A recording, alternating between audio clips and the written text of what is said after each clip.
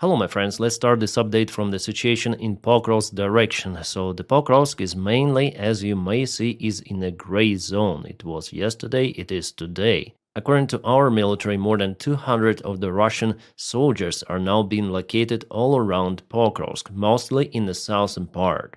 And Russia continued to pour even more forces. Today they put their flag somewhere in this direction, right at the road. There is a big sign, a monument of Pokrovsk city itself, named Pokrovsk, and Russians managed to deliver their flag there not with the help of the infantry, but with the help of the drone. And our soldiers already kaputted that flag also with the help of the drone. Yeah, we have this video published, so this is the Russian flag out there, mounted, not by people. And here we have it in a drone camera, and it was kaputted. Yeah. Guys from Magyar Birds, they eliminated this flag. It happened at this exact place, and the Russians definitely want to create the picture that Ukrainian army has been encircled in Mirnograd, in Pokrovsk.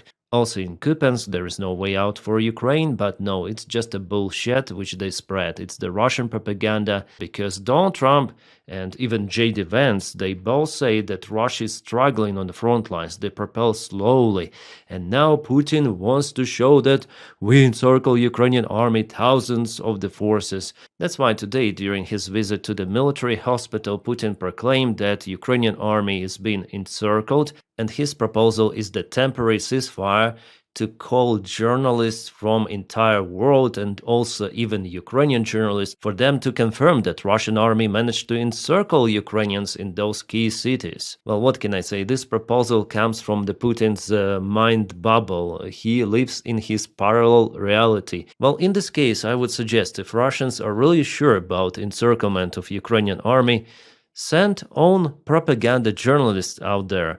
VGTRK, First Channel, Russia Today, RTR, NTV, someone, please send, because we haven't obtained any sort of the reports from Pokrovsk yet. Well, maybe because for Russians it's still kind of dangerous out there in Pokrovsk and Kupiansk. But for Putin everything is encircled because Gerasimov showed him some of the maps from the parallel reality. Yeah, I listened to this report where Putin said to the soldier, "Oh, you probably didn't know how your grandfather was fighting, but now you know. It means that the war is in our genes." He definitely stated that. So Putin is fully war-oriented. And we have this article from the NBC News. They rely to the official report from the United States of America.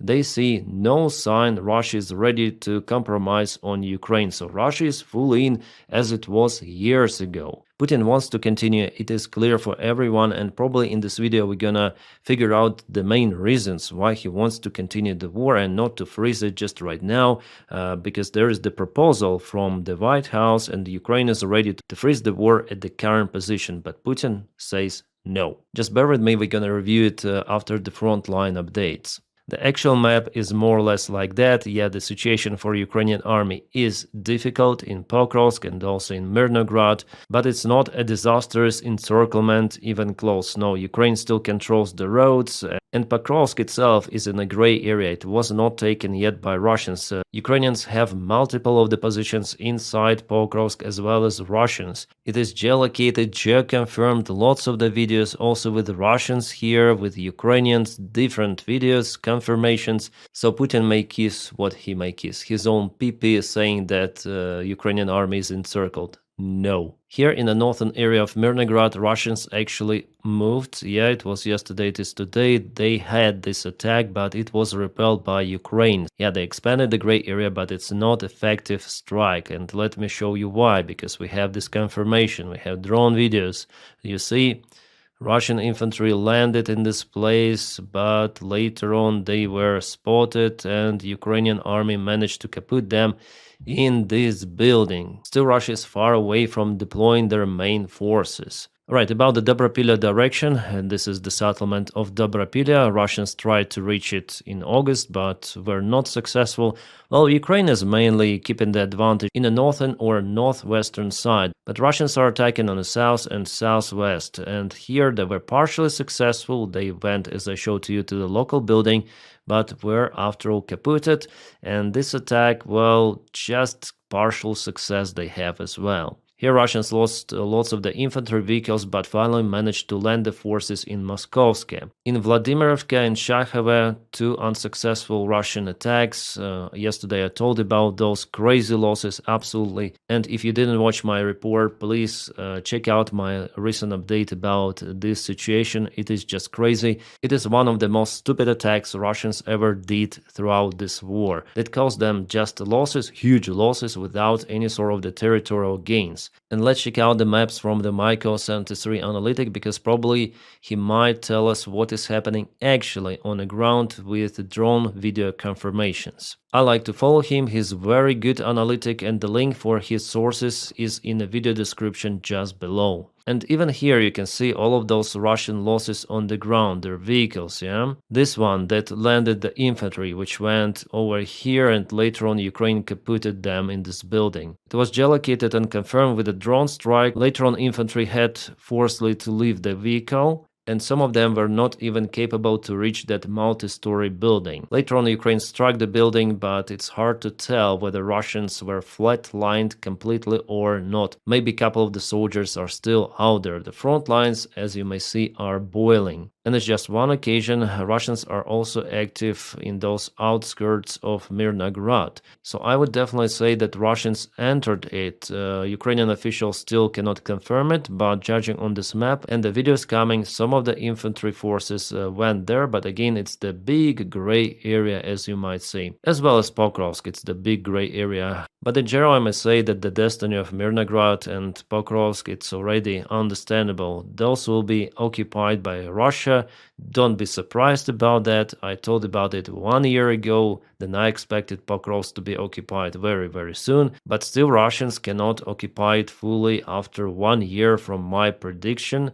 Crazy. I didn't expect that Russian army would move that slowly. And just imagine what losses Russians had during all of that time with all of those convoys, infantry attacks. And okay, Russians occupy Pokrovsk. It's, by the way, very important settlement. But what is next? Are they ready to go further and to vanish? Their troops continue this stupid special military operation? Just look at this picture. How many vehicles they lose without visible territorial gains? Well, at least in this northern direction. Here they expanded the gray area by a few meters. What's the use? Russians simply do not have those kind of the huge, enormous resources. Yeah, they still have more resources compared to Ukraine, but even for Russia, those losses are just crazy. Yeah, looking at this, I would say mobilization in Russia is just imminent, forced mobilization. Yeah, by the way, this is the Russian military map taken from some sort of the Russian propaganda source, where they already put in a red area the place with the Russian flag, but we understand that they deliver it basically with the help of the drone. So this entire area of Pokrovsk is the gray one. Even this one is the gray one, yeah. If there is the Russian flag, it doesn't mean that they control the situation on the ground. And you see, they want to encircle it. Yeah, there is a risk for Ukrainian army, but Russians cannot do it. No, especially in Rodinsk, they suffer. There was the Ukrainian counterattack with the BTR I showed you yesterday, so the forces were just repelled. To encircle Ukrainian group, they need to take Rodinsk, but without it, it's not possible. Zelensky also reported about the very difficult situation in Pokrovsk direction. However, in Kupiansk, for example, he said that Ukraine managed to stabilize the situation or stabilize defense, but Russians are already in the city of Kupiansk. In Kupiansk, I would say the main question goes not for the city itself, but for this entire Ukrainian group. As I mentioned to you, even yesterday, Russians cut all of the supplies to all of those villages and towns, so Ukraine will have to retreat from the place, whether we like it or not, but it's the law of physics. Without supplies, you cannot defend. Unfortunately, it's like that, but Ukraine may use the same forces to defend, for example, this part, not to let Russians outside from Kupiansk. For example, Russians could take this road for advancement during the winter times, so it's better to focus on this bridgehead that goes on the other shore of the Oskil River. Dnipropetrovsk, Donetsk and Zaporizhia crossroad. Here Russians take some of the ground, but Ukraine performed a counterattack. Oh, so Russians put their flag there, but lost positions. Happens as usual. And we have the confirmation from Analytic. We have it. So Ukrainian warriors were spotted, geolocated place. and we can watch the video itself. Yeah, this is the village, and Ukrainian forces are attacking Russian positions in the place. Okay, good. Oh, Ukrainian flag already instead of Russian. Which means that Russia may put all of those flags, but also in a gray zone, as you might see. And sometimes Ukraine, with a small counterattacks, may return the ground. But here, unfortunately, advantage goes for Russia after all. In this area, the main question goes for Pokrovsk, for defense of this very important settlement. Actually, the goal for this year, as I see from Russia, is to get it under control, and relatively they're already very close, less than 10 kilometers. One more video from the front lines. It is the latest one that was published by Sternenko, our volunteer, so Russian BMD, or yeah, this is Beam D4 was stopped and kaputted. From what I saw, there was no landing of the infantry, so probably the outdoors were just jammed. Alright, now to the kaboom news. We have the confirmation from the General Staff Command of Ukraine that Novopolsky refinery in Ulyanovsk yesterday was kaputted by Ukrainian drones or even missiles. Not just Ulyanovsk was kaputted, but also oil storage in Simferopol, Crimea. As it is reported, even Panzer 1S air defense was also hit. Here's one more video from Simferopol. On focus, focus, come on. Yay! There is the dark black smoke coming. Who teaches to film like that? Just film us the smoke. Like, why are you moving camera left and right?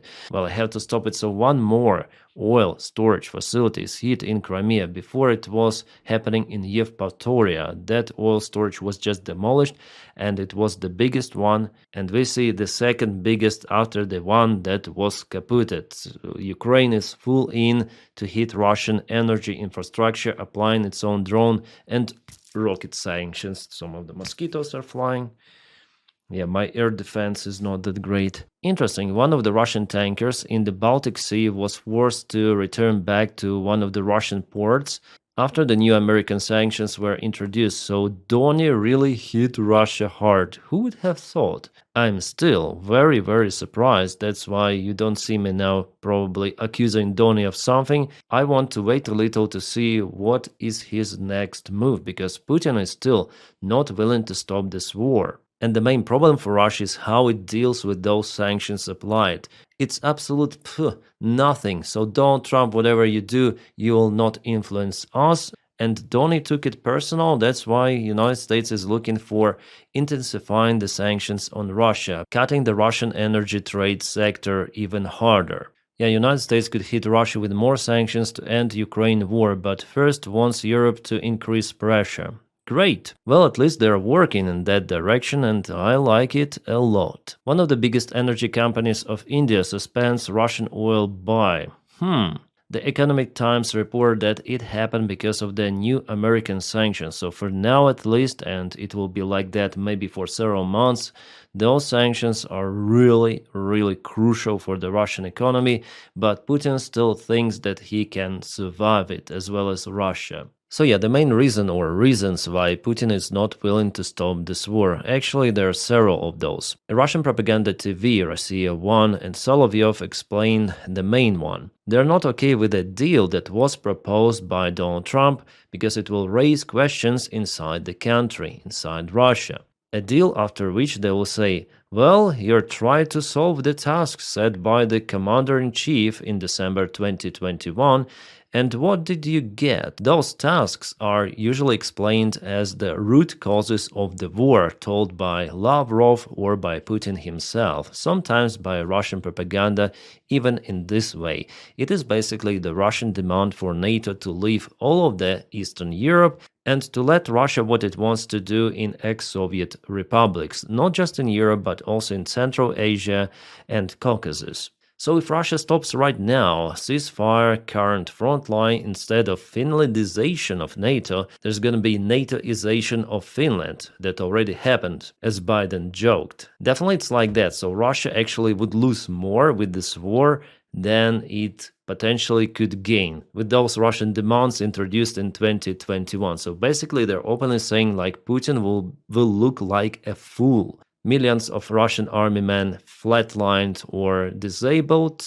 Finland, Sweden in NATO, Ukraine armed. The NATO alliance is stronger than it was before the war, even though it's not perfectly strong, as we understand with you. But it would be understandable for everyone in Russia also that the special military operation basically failed. So what did you achieve? What's the good in that? Yeah, what was the reason for this special military operation and all of those losses? And they afraid of Maidan, so of protests on Russian territory. That's the biggest fear of Putin. That is why he wants to continue this war. Yeah, there is the other reason. He wants to restore the Soviet or Russian empire, but the main goal for him is to reach something that he might say, okay, we wasted so many resources, so many lives, but we achieved something interesting. Yeah, we occupied Ukraine. But if he stops now, there could be some of the questions to Putin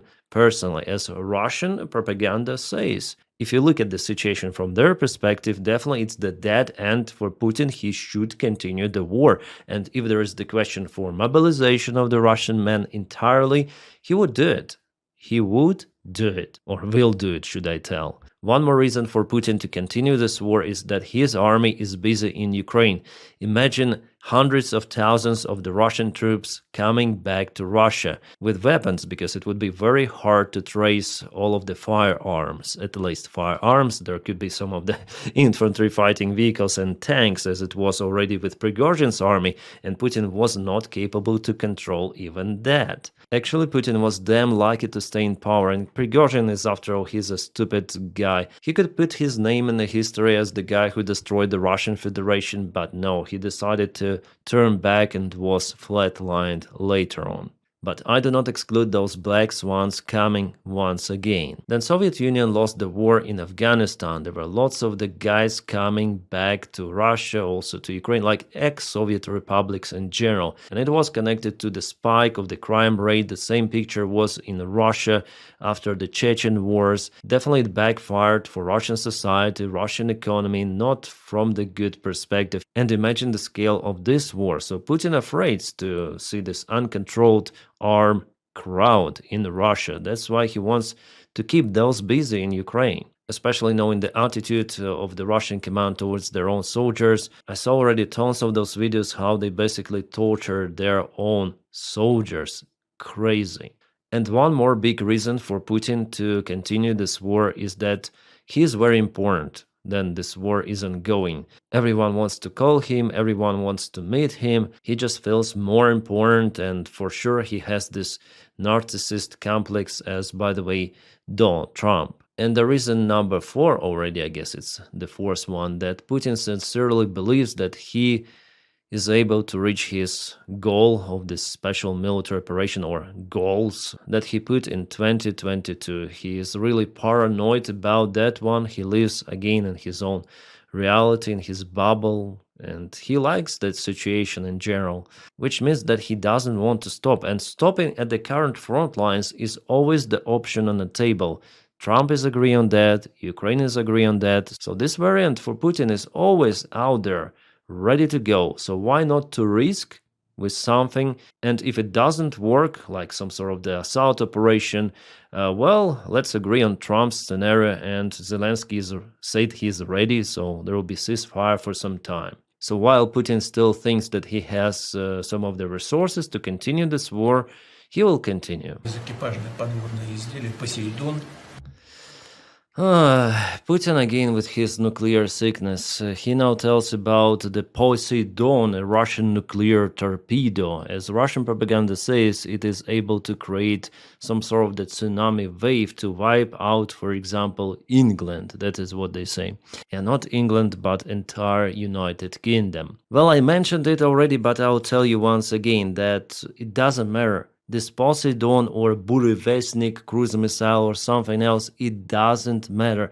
Everyone understands that Russia has capabilities to destroy this world several times. With its ICBMs that are very hard to intercept, they have several warheads, try to intercept each of them. It's not possible. So this Poseidon, it does not impress anyone in the West. No one is commenting this stuff except Putin himself. Or if there are some of the comments, they say what I tell you, that it's simply useless. Russia already has entire capabilities to nuke everything on this planet. The question is whether Putin is ready to use it. I think not. After all, judging on what we know about this dictator, he's not willing to finish himself off like that by starting nuclear war. It's not the question of the technical capabilities of Russia to do it. They already have this capability. Even from the Soviet Union time, they had it. They just took it from Ukraine, and Ukraine is looking for security guarantees, but no one cares really about that one for Ukraine, which is kind of pity, and Ukraine just gets the partial military support compared to what it is really needed to withstand the conventional aggression from the country like Russia. So those fairy tales about torpedoes, missiles, and so on, they do not really matter. What matters is whether Russia is ready to use what they already have. No, they are not ready. Again, multiple of the drones were spotted above army bases in Belgium in this case. Oh, they fly already for the second night, and no one is doing a freaking thing to shut those down. Come on, Europe, NATO, drones are flying over your bases. Shoot them! For some reason, no. Only over Estonian military base, the drone was recently shut down. I think it happened a couple of days ago. There was the report about this case, but still they couldn't find the debris of the drone, which is kind of interesting, and I think Russia is involved here. Maybe not just Russia, maybe China. Yeah, it's terrible that there is no action against those drones over military bases. Come on. Yeah, I'm very dissatisfied with this weak reaction, but nevertheless, we'll see how it goes. My friends, special thanks to Patreon supporters and those who support me on membership of the channel. The link for my Patreon is in the video description just below. For membership, you can press join button somewhere here or there, I don't remember, somewhere below. Thank you again so much. Without your support, my job wouldn't be possible. This content wouldn't be possible. So thank you very, very much. And if you don't have the opportunity to support me in that way, you can just press your like to this video and subscribe for the channel to move this video around YouTube algorithms. It is also crucially needed for my channel. Many thanks for that as well. Now, my friends, I wish you all a peaceful sky wherever you are, and have a great time.